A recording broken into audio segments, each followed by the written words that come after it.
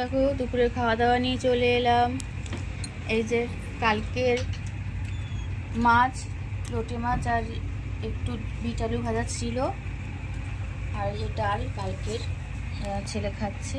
আর আজকে এই যে পাবদা মাছ করেছি, পাবদা মাছের ঝাল। আজকে শুধু এটাই করেছি। মাছের ঝাল।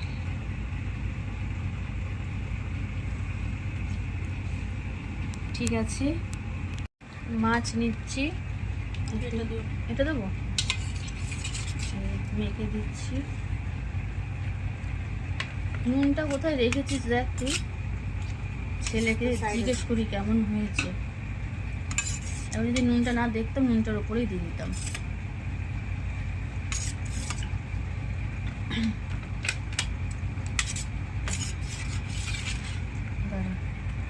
আচ্ছা আমি নিলাম।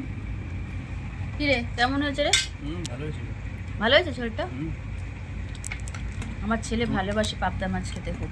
ঝোলটা মাছটা ভালো। ঠিক আছে।